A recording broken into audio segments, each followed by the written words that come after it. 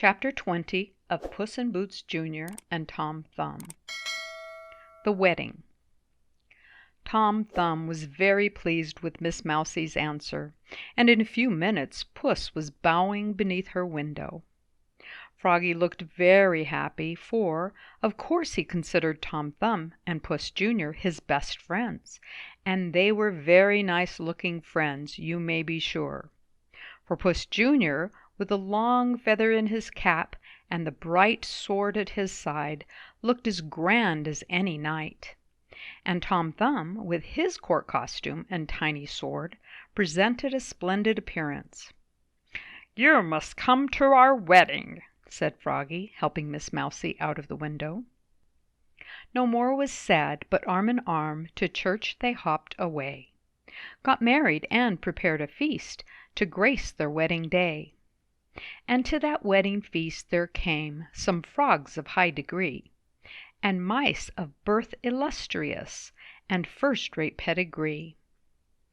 Tom Thumb and Puss Jr. had a merry time, and when Puss stood up and said, "Ladies and gentlemen, here's to the beautiful Mrs. Froggy," everybody cheered and clapped hands.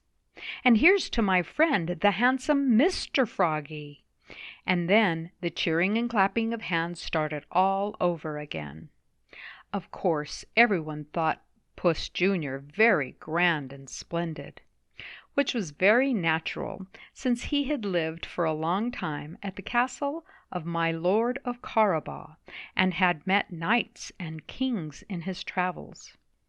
After that Tom Thumb climbed up on the table and made a speech, and then they all commenced to eat the good things that were heaped upon the table.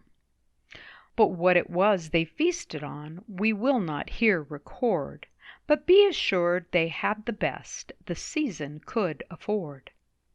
The feast concluded, toasts went round in water from the rills, and then 8 merry frogs and mice got up to dance quadrilles.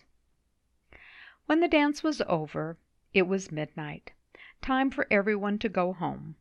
So Puss Jr. placed little Tom Thumb on his shoulder and strode away beneath the light of the big round moon and the silver stars.